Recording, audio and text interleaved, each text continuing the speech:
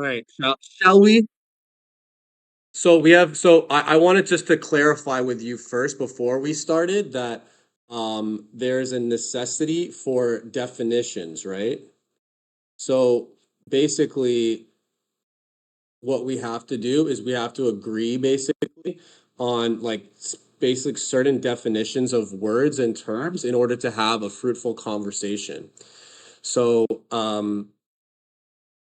the beginning of wisdom is to call things by their proper name, and therefore we must define our terms.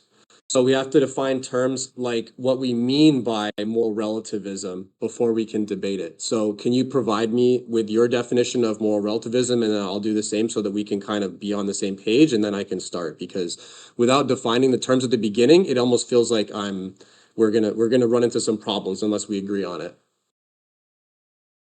The other thing is that there's this general occult idea that um, that we are becoming gods or we're already gods. So some of us are further along in that process. I think some people are practically like NPCs and aren't far along that process at all. Um, but basically, we're all communicating energetically to make this, to make what we um, view as morality, sort of the reality. We're actually creating the reality of what we see around us. So, in a way, we're all gods um, that are sort of uh, defining the rules of the game we play. Okay. So can I offer you a different kind of sort of definition of moral relativism? So, moral relativism is, in my perspective, the philosophical view that moral judgments are not absolute or universal, but rather relative to cultural, social, or individual standards. It suggests that no single objective standard exists to judge one's culture morally as superior to another's, holding that right and wrong vary based on context. Would you agree on that? Because that's like basically what a simplified understanding of what moral relativism is. If we can agree to that, then we're off to the races, basically. Well, for example, you made the argument earlier that God determines moral attributes, right? And which is kind of the Socratic argument, in the sense that when he was arguing about, well, is something good because God thinks that it's good, or is it God independently good of God? So then that brings us back to the other question of, so if moral relativism is true, that means that each culture has a different God, and that each culture within that specific context, that moral context and ethical framework, that those actions are okay within that given framework because their God says that it's right. So in a sense, it almost takes away the idea of one God, because it has multiple gods, essentially, right? Like each civilization has its own God and its own moral code, and then they're all different and morally exclusive. So therefore, if I do something wrong here in North America, if I go to another country and they have a different God, then I do something that's immoral there, then it's not immoral because they say it's okay. So it's basically saying that morality is culturally dependent, because God is also a social construct to a degree, obviously, that the societies that create gods, they often look just like the societies that they are. So it's like just random, you know what I mean? That every god almost exactly is a cookie cutter image of the people that made them. That's good enough. That's good enough. There's always going to be some disagreement. That's good enough. As long as we're good with that, then I don't really need to argue about it, because sometimes people like to make different arguments about it, but as long as we're working off the same chart. So would you like me to start now? Can I provide my intro? Okay, shall we begin the formal debate? So I've the opening I will refer to as the autopsy of the transcendental will. Honorable chair, which would be us, worthy opposition, ladies and gentlemen, we convene to adjudicate a conflict between two irreconcilable architectures, the archaic desire for universal morality, often cloaked in the faux sophistication of moral relativism, and the cold systemic reality of the post-Darwinian landscape we find ourselves inhabiting in the postmodern age. Secondly, we are also here to perform a final rite for a fragmented ideological landscape. We bid farewell to the circus of relativism, a project that promised total liberation, yet delivered only intellectual and moral bankruptcy of the highest order. My opposition will likely invite you into a new aeon, positing that morality is a bespoke pursuit of the so-called true will. If that be the case, we must apply a Socratic scalpel to this premise. If we accept the Darwinian revolution as the end of human exceptionalism, recognizing our species not as imago Dei or image of God, but as biological iterations emergent from the primeval slime, then the true self is revealed as a lingering ghost of Jerusalem. It is merely a Christian soul renamed, a metaphysical stowaway hiding in the vocabulary of individualism. There you go. Now back to you. Like the gods make the rules of physics and reality and myth, I assert that all moral laws are also the product of the will of the gods. Furthermore, since we are the gods on earth, humans are God and Christless, we are actually creating morality through our will and conversation with all living beings, with all other beings. So the idea here is that we are all divine, at least in part. And so we are all making the rules of the game together. So, perhaps there is a highest God, an aeon, but we are all, for the most part, the rules of the game we are making ourselves, or, somewhat higher beings. But some of us are higher beings here already, like avatars or demigods. And particularly by gods, to define gods, Plato says that gods are planets. Whether one has an archetypal view or a deity view of what the gods are. For the purposes of this talk, I'm assuming there exist entities, there are matrix intelligences that basically moderate our world. And I say matrix because the intelligences are multidimensional and many-layered, so one's experience of a god can be varied. So the reason I say matrix is not to refer to like the film The Matrix or like Gnosticism, but the fact that, or this idea that it's more like math, where there's like a matrix has like different parts that are calculating different things. Like I think computers use that a lot. That's the idea behind, the gods are matrices. That's why matrices. That's why I'm describing them that way, because they're kind of calculating many different things at once. There's many different sides to them. Like, you have Durga, but you also have Kali, but you also have, Parvati. And people will interact with even, a very specific being within, sort of many beings that are similar, and even the same name, people will have different experiences and such. So there's a lot of different dimensions to these things.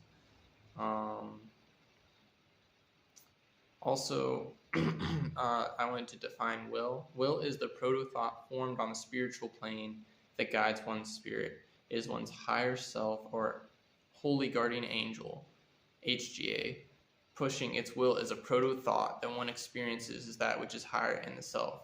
So will, or true will, is a movement of the higher self or HGA, and not referring to the willpower or temporary desires of an individual.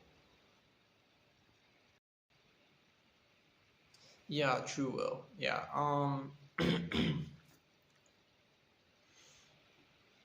Yeah, I suppose it is good to delineate or to differentiate true will from just simply will. In this case, does come from Crowley, from the Book of the Law.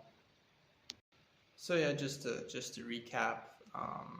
So there's gods, God and gods, just things higher than us that make some of the rules, and then but a lot of the rules we're making ourselves because the gods aren't that concerned about every little thing. Or rather, it's so just to recap, the gods make some rules, we make a lot of rules, and we make these rules with our will. So we don't necessarily make it consciously. We don't, it's not me thinking here doesn't recreate reality. It's something higher in us that we can sort of experience through, various mystical practices. But like what you're inspired to do, um, who do you pick to love, kind of thing. That's where you can see true will, because you can think something constantly, but it's not necessarily going to have an effect. Yeah, thoughts turn into things, but I'm saying there's something actually higher that like you can use thoughts to brute force this, but this thing is like higher mind. You're referring to the true will, right? You're referring to Crowley's true will concept, right? Okay. Yeah.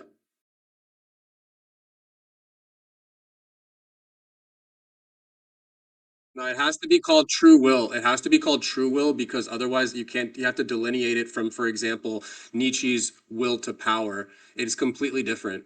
That's what I'm going to talk about. I was actually hoping that you would make that argument and I was actually counting on it. Um, I have a response to you that I feel that actually does justice to the system that you're using, but I'm also going to use it in a way that you didn't expect because you probably would have expected me to pull out Plato or use some type of Abrahamic argument for universal morality. But instead, I opted for a completely different attack strategy. And this strategy is actually using Crowley's system against him.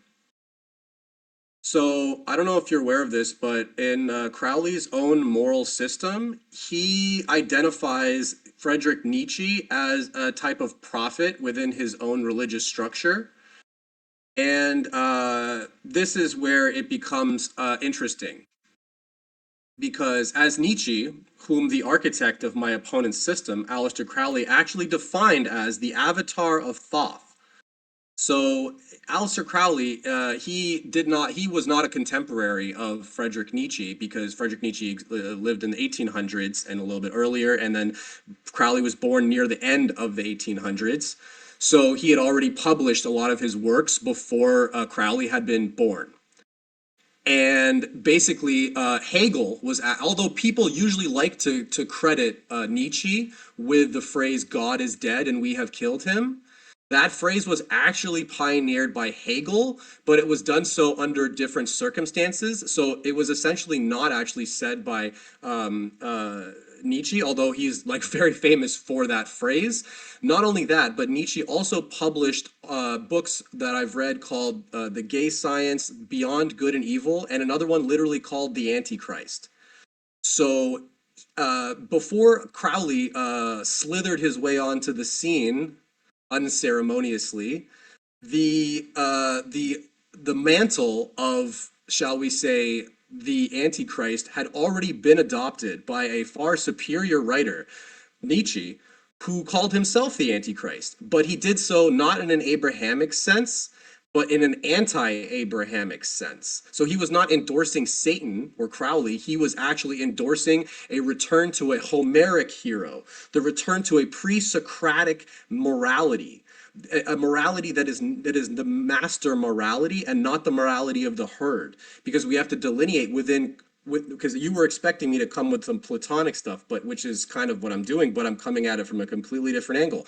Because Crowley himself identified Nietzsche as the avatar of Thoth, as the messenger. And you mentioned avatars already, so you set me up perfectly for this. That he basically, Crowley, who is the person, the architect of your moral system, identified Nietzsche as a superior force. But the thing is, Nietzsche correctly observed that the self is a fiction. To claim true will is to deny the very prophet you claim to follow. It is an attempt to claim the jester's privilege of freedom without the philosopher's shadow of responsibility. Now, I'll have to pull from my cyberpunk metaphysics philosophy framework and say our inquiry must move beyond the mismatch of hermetic aesthetics, or shall I say post-hermetic aesthetics, such as Crowleyan thelema. As Gregory Bateson noted, morality is a systemic ecology of information. If that ecology is populated by backworld myths and quantum delusions, the system inevitably collapses into seismogenesis, a total break from reality. Nietzsche contends there is no universal morality to find and no relative will to invent. There is only the will to power and the patterns which connects it. Tonight, we do not debate the right way to live. We perform an autopsy, on the other hand, on the delusions that prevent us from seeing what we have already become. To follow Socrates is to submit to the unyielding fire of inquiry that burns away the dross of ego until only the structural truth remains. To follow Nietzsche is to have the courage to inhabit that post-Darwinian void without the security blanket of occult rituals. These men represent the Athens of the mind, the cross-disciplinary pursuit of excellence and the demand of evolution. Contrast this with with the scourge of moral relativism. Relativism is not a philosophy. It's actually an intellectual surrender. I would place moral relativism into the herd mentality, not into the master morality. It is the herd pretending that their lack of direction is actually freedom. By claiming do what thou wilt, the Crowleyan does not become an Ubermensch. He does not become a Superman. They become a slave to an unexamined biological impulse, dressed up in the sophistication of Gnostic saints. If Crowley is a prophet, he is a prophet of entropy. He will follow the avatar of Thoth and the logic of Socrates. But if we are to follow the avatar of Thoth, who Crowley identified as Nietzsche, and the logic of Socrates, who in my mind represents the Logos, we seek a universal morality of power and reason, a code that doesn't hide from science, but uses it as a thermometer to take the temperature of the world. The unified field theory of the void is basically what I'm describing through the Nietzschean principles. We choose the universal because it is the only path that demands we transcend our pond scum origins of Darwinianness. We choose the absolute over the relative because in the necropolis of pure reason, only the structurally sound survives. My opponent offers you a new aeon of smoke and mirrors, but I offer you the cold, hard clarity of dialectical singularity. We do not do what thou wilt, we become what we are. We are the architects of our own abyss.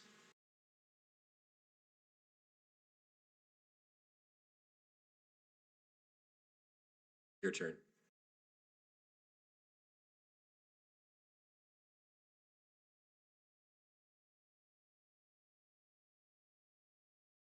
I have a rebuttal cheat sheet if you'd like to start. I could start if you want. I literally have also I would like to hear what you have to say to some of the points that I brought up. But I have no problem moving. If we want to move directly into the rebuttal stage, I can go first or you can go first, however you desire.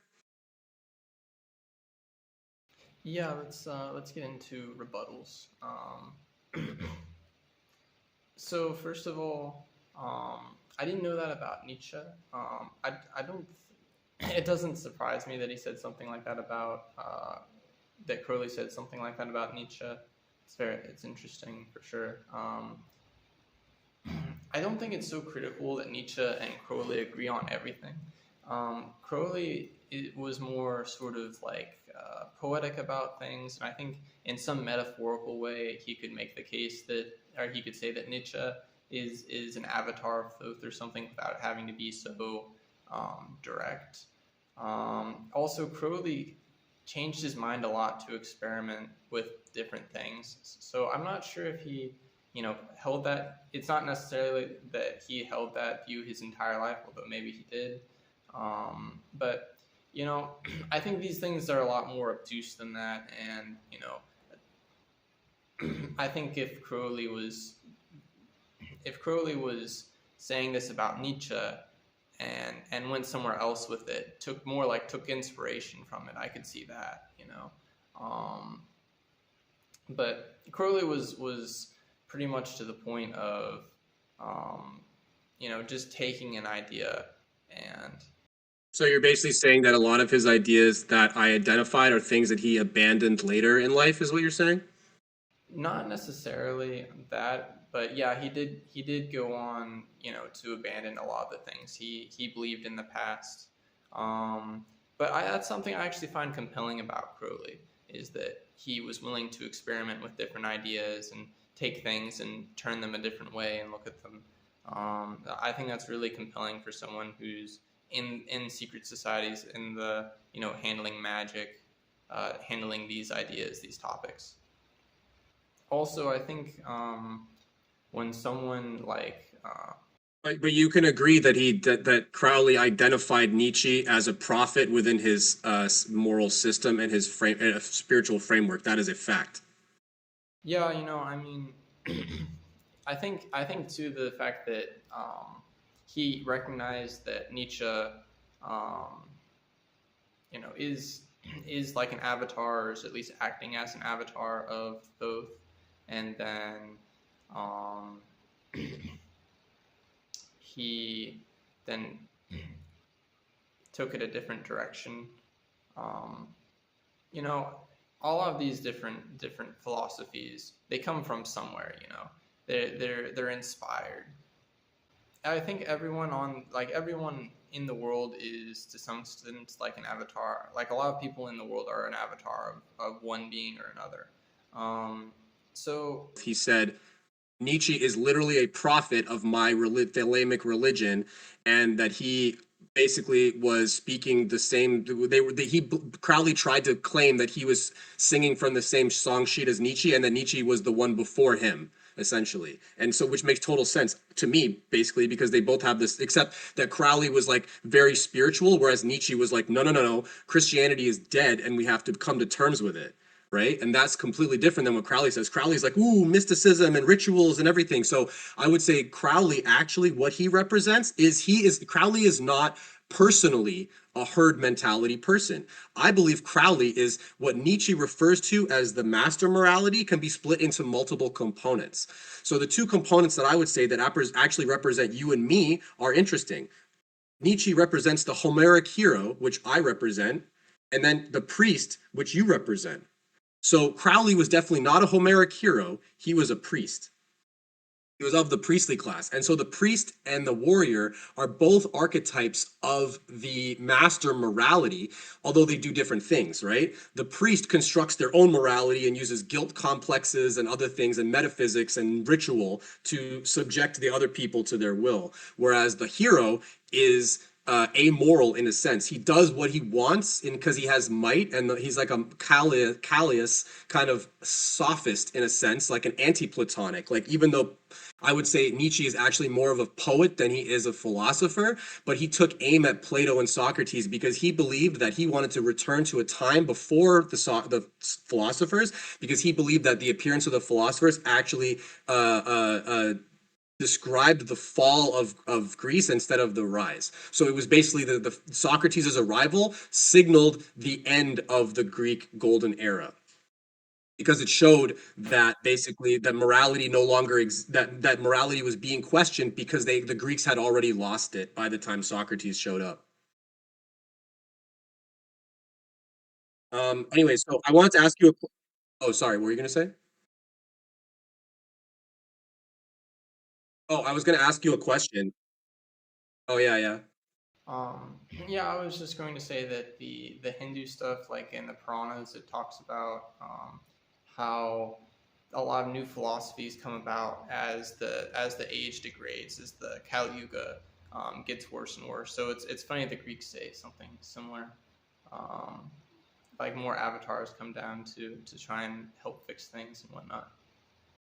Apparently Jeffrey Epstein was a big Crowley reader as well. He had all of his books and stuff. If you look at the files, you'll see that Epstein had all of Crowley's books displayed around his house, his various houses. So you're right. You're right. At a high level, you're absolutely right. At a high level, the university people, the professors, the PhDs, a lot of these people are closeted Crowley supporters. I 100% agree with you, and they will deny it and deny it and deny and deny. But the reality is that these people are heavily influenced by him, whether they want to accept it or not. And that's what I was telling you. Is that the same thing about Aleister Crowley? Aleister Crowley is deeply influenced by Friedrich Nietzsche, whether he wants to admit it or not. And he had no choice but to admit that Friedrich Nietzsche is above him, was before him and above him in terms of his beliefs and his capacity. And I personally believe that Crowley was an extremely smart guy, but and he was a master morality guy. I believe that. Why do I say that? Because he invented the book of laws that he subjected everyone else to. So he is the master, and everyone else that follows him is the follower, is the herd. So the Thelemites are the herd. Crowley is the master. Like big fans, like big fans, like big fans, like big fans. Like recreate his rituals, like read all his books. Like he's basically Epstein was basically Aleister Crowley is basically Taylor Swift to Epstein. He loves him.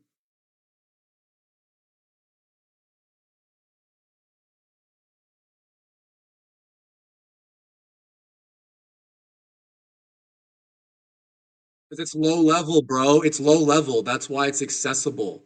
It's low level stuff. That's why I think personally, I think Aleister Crowley hated Nietzsche and he hated W.B. Yeats because they were Nobel Prize winning genius level intellects who were capable of translating their genius into paper. So I think Crowley was a genius, an evil genius.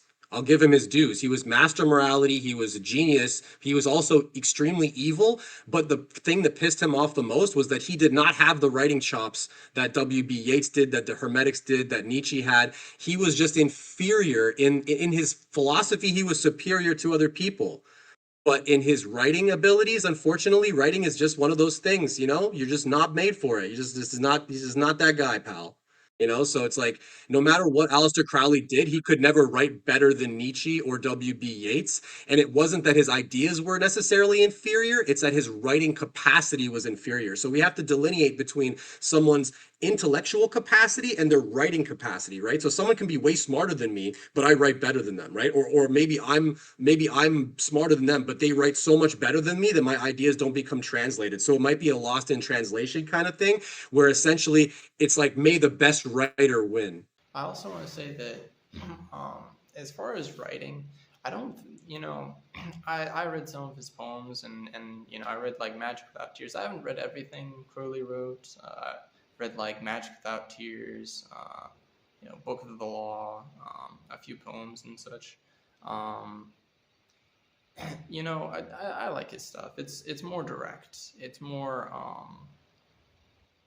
it's like cookies on the bottom shelf. It's not Shakespeare, I'll tell you that. It's not Shakespeare. I'll put that to you. It's more like grade 12 English. Just letting you know personally after having read this stuff. Yeah, I also think that you know, he didn't have he didn't get a Nobel Prize for. I don't think he would have had chances to get a Nobel Prize for his writing anyways, because basically he was running from country to country because of his lifestyle and whatnot. He sort of used the wickedest man on earth uh, sort of moniker to get people excited about him and such and cause a stir. He liked that. Yeah. No, no, he's not dumb. No, no, no, no, no, no, no, no. He's not dumb. He's not dumb. No, no, you're missing my point. Crowley is a priest. He's a masterful priest, right? He has the master morality. The people who follow him are the herd. That's my point. Yeah, no, I would say that's not the case. The OTO has so many differences within it. There's always groups fractioning off and whatnot. People within have all kinds of different ideas, have all kinds of different backgrounds. Well, there's an Overton win. There's a thalamic Overton window, And the thalamic Overton window, as I've witnessed, basically means that you're allowed a certain amount of deviation from the norm within them, but you're always operating within the framework of acceptable opinions. And that works for society as well as academia, as well as any religion or organization, that there's an Overton window where all of the acceptable opinions appear within this window, and you can have so much variation within the window of Overton window of acceptable opinions, but there's lots of opinions that are outside of the acceptable opinion Overton window, and those opinions are not ever touched because the second you do, you're excluded from the group. So yes, I agree with you. There is a lot of like arguments between the OTO. They're not Catholic in that sense. They have like a very they're not like a top down. They're more decentralized. I would agree, right? But even within this occult decentralized network, they are still subject to Crowley's top down control. He is the master. You are his herd. That is what it is, and I don't want people to I think people don't understand this, that yes, okay, fine, you want to say religion is a control matrix, you want to say all these things, that also applies to the people fighting against religion who want to subject you to their system. I have a question for you based on what you just said. And I'm just letting you know it's going to be a difficult one, so prepare yourself for this line of questioning. If Crowley's true will is truly individual, why must it be discovered through 19th century Hermetic symbols and rituals? Are you finding yourself or just learning a more exotic dialect of the herd? Okay, so what we're talking about is some, esoteric inside baseball, basically. So I would say it's hard to get to that. It's hard to find your true will, what you truly want, what you truly desire, what your true inspiration is from a higher level of consciousness. Um, there's the Abramelin process. There's Liber Samic, which Crowley made that, and like I did it through Tantra. So I know of three different ways, and I think some people use, they do astral projection and some stuff, and apparently then because what you're trying to do is you're trying to cross the abyss. You cross the abyss of like I don't know, ignorance or something. I've experienced it. I didn't completely understand it, but you cross the abyss, and then you meet your holy guardian angel, so to speak. You just have an awareness of your higher consciousness, in my opinion. There's different opinions on this, but the experience is kind of similar. Basically, these are just different processes to perhaps break through some level of filtration in the self or something. Because I some people do the Abramelin process, and they invoke 4 archdemons over time to come bother them, and if they survive that, then they can move forward and cross the abyss. Or Liber Samic, you're supposed to invoke a lot of miasma, and then according to Doth Darling, that makes your HGA come and basically come to your rescue. I don't know. I didn't do that. I did Tantra, which was also quite difficult and dangerous.